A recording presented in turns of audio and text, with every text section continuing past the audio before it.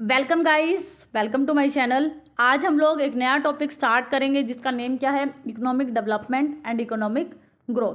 आज हम क्या करेंगे, इसके बेसिक कॉन्सेप्ट की इकोनॉमिक डेवलपमेंट और ग्रोथ का मतलब क्या होता है, कहाँ से इसकी शुरुआत हुई, इसको डिटेल में डिस्कस करेंगे। क्या हुआ, हर एक इकोनॉमी में जो इकोनॉमिक ग्रोथ होती है या इकोनॉमिक डेवलपमेंट होती है बहुत इंपॉर्टेंस रखता है। क्यों इंपॉर्टेंस रखता है? जैसे कि आप किसी भी इकोनॉमी की ग्रोथ रेट देख के ये पता लगा लेते हो कि उस इकोनॉमी की कंडीशंस कैसी है, वहाँ पर लोगों का जो स्टैंडर्ड ऑफ लिविंग है या हर एक फैसिलिटी किस तरह की है। जैसे हम अमेरिका में ग्रोथ रेट देखते हैं तो उनकी ग्रोथ रेट देख के हम क्या अंदाज़ा लगा लेते हैं कि यहाँ पर हर एक चीज़, इनकम कैसी है, हर चीज़ की फैसिलिटीज़ जो है लोगों को किस तरह की मिल रही है। इंडिया के अंदर भी जो उनकी ग्रोथ रेट है उनको हम देखते हैं और हमें पूरी पिक्चर पूरी इकोनॉमी की पता लग जाती है। तो चाहे वो डेवलप इकोनॉमी हो चाहे वो डेवलपिंग इकोनॉमी हो, हर एक इकोनॉमी के लिए उसकी ग्रोथ रेट, उसका डेवलपमेंट का लेवल बहुत इंपॉर्टेंट रखता है। देखो, growth and development are the great importance for all the economies of the world. World की कोई ऐसी इकोनॉमी नहीं है जहाँ पर इकोनॉमिक ग्रोथ या इकोनॉमिक डेवलपमेंट की इंपॉर्टेंस ना हो। क्या हुआ था, 1929 में बहुत ज़्यादा ग्रेट डिप्रेशन आ गया था। हर एक कंट्री क्या हुआ था, उस मंदी की चपेट में आ गई थी। तब ये सोचा गया पॉलिटिशियंस द्वारा, इकोनॉमिस्ट द्वारा, हर किसी ने ट्राई किया कि हम क्या करें, जो इकोनॉमिक डेवलपमेंट है या इकोनॉमिक ग्रोथ है इसको क्या करें, अलग से एक ब्रांच बनाएं और इसकी क्या करें, स्टडी करें। क्योंकि इकोनॉमिक डेवलपमेंट की जो प्रॉब्लम थी या इकोनॉमिक ग्रोथ को कैसे अटेन किया जाए, ये एक अलग प्रॉब्लम्स थी। तो ये कहा गया कि माइक्रो या मैक्रो लेवल पर आप इनको नहीं पढ़ सकते, इनको स्टडी करने के लिए आपको एक अलग से क्या करनी पड़ेगी, इकोनॉमिक ग्रोथ की और इकोनॉमिक डेवलपमेंट से रिलेटेड एक अलग से क्या करनी पड़ेगी, ब्रांच बनानी पड़ेगी। देखो, तो जितने भी इकोनॉमिस्ट थे और पॉलिटिशियंस थे यही सोच रहे थे कि हमें एक स्पेशल ब्रांच बनानी पड़ेगी। किस चीज़ के लिए? स्टडी ऑफ इकोनॉमिक डेवलपमेंट के लिए और ग्रोथ के लिए। ग्रोथ और डेवलपमेंट की स्टडी के लिए एक ब्रांच बनानी पड़ेगी। तो ये उस टाइम जो है सोचा गया। लेकिन क्या हुआ, उससे पहले ही क्लासिकल इकोनॉमिस्ट कौन, 18th सेंचुरी में ये प्रॉब्लम जो थी ना, इकोनॉमिक डेवलपमेंट को कैसे आपको लेके आना है या इकोनॉमिक ग्रोथ हम कैसे जो अटेन कर सके, इस प्रॉब्लम को 18th सेंचुरी के अंदर जो क्लासिकल इकोनॉमिस्ट हम जिनको जानते हैं, एडम स्मिथ हो गया, कार्ल मार्क्स हो गया, वो पहले ही ट्राई कर रहे थे कि जो इकोनॉमिक डेवलपमेंट में जो प्रॉब्लम आती है या इकोनॉमिक ग्रोथ में जो प्रॉब्लम्स आती हैं उनको कैसे ठीक किया जाए। लेकिन वो एक अलग से ब्रांच जो है स्टैब्लिश नहीं कर पाए। लेकिन उसके 70 ईयर के बाद क्या हुआ, एक अलग से ब्रांच बनी जिसमें हम किसको पढ़ते हैं, इकोनॉमिक ग्रोथ को पढ़ते हैं, इकोनॉमिक डेवलपमेंट को अलग से क्या करते हैं, स्टडी करते हैं।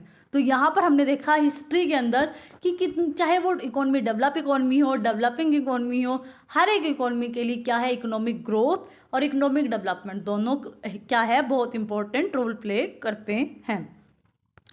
अब ये है कि क्योंकि देखो अब क्या होता है कि डेवलप इकोनॉमी के अंदर वहाँ पर पॉवर्टी, अनएम्प्लॉयमेंट, एजुकेशन सेक्टर लो, ये वाली प्रॉब्लम्स इतनी वहाँ नहीं होती। तो उनके लिए क्या क्यों ज़रूरी है इकोनॉमिक ग्रोथ या इकोनॉमिक डेवलपमेंट? उनके लिए इसलिए ज़रूरी है कि जो एक स्टैंडर्ड ऑफ लिविंग ज़रूरी है जीने के लिए, उनको सिर्फ क्या करना है, उस स्टैंडर्ड ऑफ लिविंग को मेंटेन रखना है। ठीक है, क्योंकि वहाँ पर पॉवर्टी, अनएम्प्लॉयमेंट, एजुकेशन ये वाली फैसिलिटीज़ अवेलेबल है अच्छे लेवल की, लेकिन हम उसको मेंटेन रखना है। लेकिन डेवलपिंग इकोनॉमीज़ जो हैं उनको क्यों ज़रूरी है इकोनॉमिक ग्रोथ या डेवलपमेंट को पढ़ना? क्योंकि वहाँ पर पॉवर्टी, अनएम्प्लॉयमेंट ये जो प्रॉब्लम्स हैं, जैसे इंडिया के अंदर ये सारी प्रॉब्लम्स हैं, तो हमें इन प्रॉब्लम्स से बाहर निकलना है। इसलिए हमारे लिए इकोनॉमिक ग्रोथ और इकोनॉमिक डेवलपमेंट दोनों मैटर करते हैं। और डेवलप इकोनॉमी को अपने स्टैंडर्ड ऑफ लिविंग को मेंटेन रखना है, तो इसलिए उनके लिए भी इकोनॉमिक ग्रोथ और इकोनॉमिक डेवलपमेंट बहुत मैटर करते हैं। अब हम बात करते हैं कि इकोनॉमिक ग्रोथ होती क्या है। इकोनॉमिक ग्रोथ को सिंपल लैंग्वेज में ये कहा जाता है कि लंबे समय तक इकोनॉमी के अंदर क्या होनी चाहिए, रियल टर्म में गुड्स और सर्विसेज का जो प्रोडक्शन है अगर वो बढ़ता रहेगा तो क्या होगा, हमारी इनकम भी बढ़ती रहेगी और वही हमारी इकोनॉमिक ग्रोथ कहलाएगी। जैसे हम इंडिया का एग्जांपल ले, अगर हम कहें कि इंडिया के अंदर रियल टर्म मतलब इन्फ्लेशन को आपको नहीं लेना, रियल टर्म के अंदर गुड्स और सर्विसेज जो हैं वो क्या है, हम बहुत लार्ज स्केल पे बना रहे हैं। और जब आप उसको लार्ज स्केल पे बना सकते हो तो आप उसको बेचोगे तो कल को आपको क्या मिलेगी, इनकम मिलेगी। और जो आपको इनकम मिलेगी वहाँ से वही क्या कहलाएगी, आपकी नेशनल इनकम कहलाएगी। और वही क्या है, आपकी इकोनॉमिक ग्रोथ कहलाएगी। तो क्या है कि लॉन्ग रन के अंदर गुड्स और सर्विसेज जो है वो क्या होनी चाहिए, बढ़नी चाहिए, उनका प्रोडक्शन जो है वो बढ़ना चाहिए। और किस टर्म में बढ़ना चाहिए, रियल टर्म में बढ़ना चाहिए। तो वो क्या कहलाता है, वो कहलाता है इकोनॉमिक ग्रोथ कहलाता है। देखो, long run growth rate in a real national income क्या कहते हैं, an increase in the value of national product, कि हमारा जो भी गुड्स और सर्विसेज बनती हैं उनके प्रोडक्ट में क्या होना चाहिए, इंक्रीज होना चाहिए। और कब तक इंक्रीज होते रहना चाहिए, लॉन्ग टर्म तक इंक्रीज चलता रहना चाहिए। अगर लॉन्ग टर्म तक इंक्रीज चलता रहेगा तो वही हमारी क्या कहलाएगी, इकोनॉमिक ग्रोथ कहलाएगी। अब हमें पता है कि हमारी गुड्स में और सर्विसेज ये दोनों बढ़नी चाहिए। अब इनमें वृद्धि किस तरीके से होती है, क्या होता है, कई बार हमारी इकोनॉमी में आपने देखा होगा या तो गुड्स और सर्विसेज बढ़ जाती हैं, मतलब हमारे देश में जो प्रोडक्शन है, गुड्स और सर्विसेज दो ही चीज़ बनाई जाती है इकोनॉमी में, एक तो गुड्स और एक सर्विसेज। क्या है, मान लो कि इकोनॉमी के अंदर क्या कर रहे हैं, बहुत लार्ज स्केल पर गुड्स बना रहे हैं, लार्ज स्केल पर सर्विसेज बना रहे हैं, और क्या है, हम प्राइस को क्या माने, कॉन्स्टेंट मान ले। देखो, दो सिचुएशन है जब इकोनॉमिक ग्रोथ होती है, there is a increase in the production of goods and services but the price of goods and services remain constant, तब भी हम क्या कहेंगे, इकोनॉमिक ग्रोथ हुई है। कि क्या है, सिर्फ हमारी वस्तुओं की और सेवाओं का उत्पादन जो है वो बढ़ा है, लेकिन हमारी कीमतों में किसी तरह का कोई परिवर्तन नहीं हुआ, तो ये भी हमारा इकोनॉमिक ग्रोथ ही कहलाएगा। दूसरी सिचुएशन क्या है, जब हमारा प्राइस बढ़ जाए, किसका, गुड्स और सर्विसेज का, पर किसी भी तरह से गुड्स और सर्विसेज का जो प्रोडक्शन है वो नहीं बढ़ रहा, तो वो भी क्या कहलाएगा, हमारा ग्रोथ कहलाएगा। क्योंकि कहीं ना कहीं हमारी नेशनल इनकम तो बढ़ ही रही है ना। तो दोनों तरीके से इकोनॉमिक ग्रोथ हो सकती है। पहला तरीका है कि आप बड़े लार्ज स्केल पर गुड्स और सर्विसेज के प्रोडक्शन को बढ़ाकर भी इकोनॉमिक ग्रोथ हो सकती है। दूसरा क्या है कि आपका प्रोडक्शन तो उतना ही है जितना आपके पास पहले था, लेकिन सिर्फ प्राइजेज जो है वो आपका क्या है, बढ़ा है, तो वो भी सिचुएशन किसकी होती है, इकोनॉमिक ग्रोथ की होती है। तो इकोनॉमिक ग्रोथ का आपको मीनिंग क्लियर हुआ कि सिर्फ क्या है, लॉन्ग टर्म तक गुड्स और सर्विसेज के प्रोडक्शन बढ़ने चाहिए, वो क्या कहलाता है, इकोनॉमिक ग्रोथ कहलाता है। अब क्या है, इकोनॉमिक ग्रोथ हमने वही पढ़ लिया।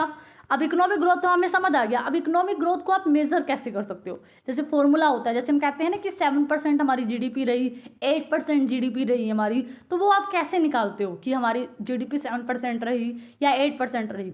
तो उसको निकालने का भी आपके पास क्या होता है, एक फॉर्मूला होता है, ठीक है। उसको कैसे हम एस्टिमेट करते हैं, मान लो आपके पास जीडीपी है, मान लो ये मान लिया जाता है जीडीपी इन करंट पीरियड, मान लो गुड्स और सर्विसेज, मान लो इस साल के अंदर हमने क्या बनाई है, 6,000 जो है गुड्स और सर्विसेज बनाई है। और पिछले टाइम पीरियड में मान लो आपने क्या किया था, 5,000 गुड्स और सर्विसेज पूरी इकोनॉमी में पूरे साल में बनाई थी। तो अब देखो यहाँ पर हमने क्या किया, जीडीपी एट करंट पीरियड, हमने क्या कहा, 6,000 हमने गुड्स और सर्विसेज क्या की थी, बनाई थी, और माइनस क्या कर दिया हमने, प्रीवियस टाइम पीरियड की जो ग्रोथ जीडीपी है, इसको बोलते हैं गुड्स ग्रोस डोमेस्टिक प्रोडक्ट, कितना, 5,000 हमने पिछले साल बनाया है। और यहाँ पर हमने अपॉन में क्या करना है, यहाँ पर हमने प्रीवियस टाइम पीरियड में हमने कितना गुड्स और सर्विसेज बनाया, तो यहाँ पर 5,000 आ जाएगा, इनटू में क्या आ जाएगा, 100 आ जाएगा। अब आपने देखा 6,000 में से 5,000 गया, कितना आया, 1,000 आ जाएगा, 1,000, और ये नीचे कितना आपके पास 5,000 है, और इंटू क्या आ जाएगा, इंटू 100 आ जाएगा। अब आप ये यहाँ से ये कट गया, और जब हम इसको सोल्व करते हैं, यहाँ पर हमारे पास 5 2 10 और 0, तो ये क्या निकल गया, 20%। क्या निकल गया, जब हम इसमें वो फॉर्मूला डालते हैं कि 6,000 वाला, तो यहाँ से हमारा 20%। तो इससे आपको क्या पता लगा कि इंडिया की मान लो ग्रोथ रेट कितनी है, 20% है। तो अगर हमें किसी भी इकोनॉमी की ग्रोथ रेट जाननी है तो हमें क्या पता होना चाहिए, गुड्स जो ग्रोस डोमेस्टिक प्रोडक्ट है, जो पिछले साल उसने कितना बनाया, इस साल उसका कितना बना है, और फिर हम क्या कर सकते हैं, आसानी से ग्रोथ रेट का मेजरमेंट कर सकते हैं। देखो यही चीज़ हमने यहाँ करके दिखाई हुई है। देखो क्या माना गया है कि 2011-12 के अंदर जो ग्रोथ जो जीडीपी है, ग्रोस डोमेस्टिक प्रोडक्ट क्या है, 50,000 है, और कितना है यहाँ पर 2013 के अंदर कितना है, 60,000 है। फिर ये देखो उसी फॉर्मूले के अंदर हमने वैल्यू पुट करी, और यहाँ से हमें क्या पता चल जाएगी, ग्रोथ रेट जो है पता लग जाएगी। ये तो हो गया कि इकोनॉमिक ग्रोथ होती क्या है, इकोनॉमिक ग्रोथ को कैसे आप मेज़र कर सकते हो। अब ग्रोथ रेट दो तरह की होती है, एक तो होती है रियल ग्रोथ रेट, एक होता है पोटेंशियल ग्रोथ रेट। रियल होता है कि जो एक्चुअल में आपको दिख रहा है, जैसे मैं कहूँ इंडिया की आज के टाइम में अगर एक्चुअल ग्रोथ रेट 7% है, या 6% है या 8% है, तो उसको क्या कहेंगे हम, रियल ग्रोथ रेट या एक्चुअल ग्रोथ रेट। देखो real growth rate that is growth rate, for example real picture दिखाती है। जैसे मान लो आपने सोचा था आपके जो मार्क्स आएंगे वो कितने आएंगे, 80% आएंगे किसी भी क्लास में। मान लो 10th स्टैंडर्ड में आपने सोचा कि आपको 90% मार्क्स लेके आने हैं, तो आपके अंदर वो पोटेंशियल है कि आप 90% मार्क्स ला सकते हो, तो वो हो गया पोटेंशियल ग्रोथ रेट। यहाँ दो ग्रोथ रेट है ना, पोटेंशियल ग्रोथ रेट कि आप अपने एफर्ट्स करो, आप मेहनत करोगे, आप 90% अचीव कर सकते हो। तो जो आप अचीव कर सकते हो अपने पोटेंशियल से तो वो होगा आपका पोटेंशियल ग्रोथ रेट। और रियल ग्रोथ रेट क्या कहलाएगा, रियल ग्रोथ रेट वो ग्रोथ रेट होता है जो एक्चुअल में आपका जब रिजल्ट आए, मान लो आपने 90% सोचा था लेकिन एक्चुअल में आपके कितने आए हैं, आपके आए हैं मान लो 75%। तो जो ये 75 आपके एक्चुअल में मार्क्स आए हैं ये क्या कहलाएगा आपका रियल में रियल ग्रोथ रेट। और जो पोटेंशियल क्या है कि आप कितना अचीव कर सकते थे।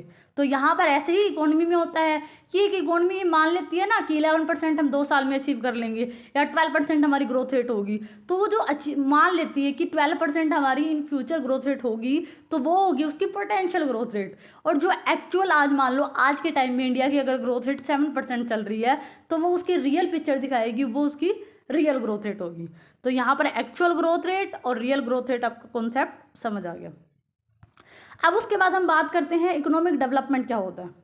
इकोनॉमिक डेवलपमेंट जो होता है, ग्रोथ के अंदर सिर्फ हम क्या लेके चलते हैं, हम सिर्फ ग्रोथ के अंदर ये लेके चलते हैं कि एक इकोनॉमी में क्या होना चाहिए, गुड्स और सर्विसेज का लॉन्ग टर्म में क्या बढ़ना चाहिए, प्रोडक्शन बढ़ना चाहिए, क्योंकि प्रोडक्शन बढ़ेगा तभी कल को इनकम होगी क्योंकि वो बिकेगा।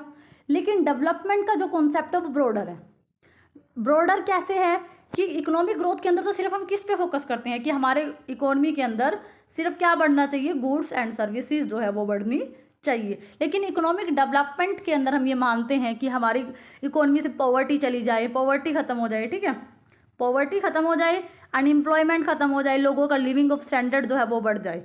तो देखा आपने इकोनॉमिक डेवलपमेंट एक ब्रॉडर कॉन्सेप्ट है जिसके अंदर हम ये भी कोशिश करते हैं कि हमारी इकोनॉमी में गुड्स और सर्विसेज का प्रोडक्शन बढ़े, लेकिन साथ साथ हमारी इकोनॉमी के अंदर क्या हो, क्वालिटेटिव इंप्रूवमेंट कैसे, जैसे लोगों का स्टैंडर्ड ऑफ लिविंग बढ़ जाए, पॉवर्टी खत्म हो जाए, अनएम्प्लॉयमेंट जो है वो खत्म हो जाए, स्ट्रक्चरल चेंजेस अच्छे आए।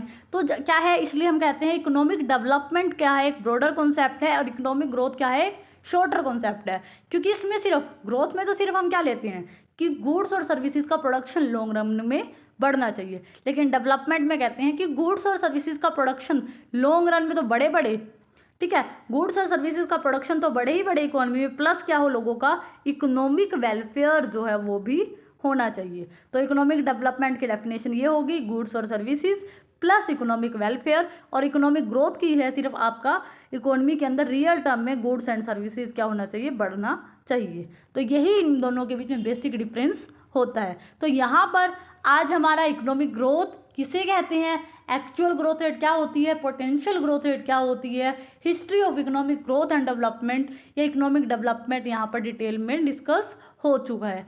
अगले नेक्स्ट वीडियोज़ के अंदर हम इन्हीं टॉपिक को आगे कंटिन्यू करेंगे। आई होप सो आपको मेरी वीडियो समझ आई होगी, अच्छी लगी होगी।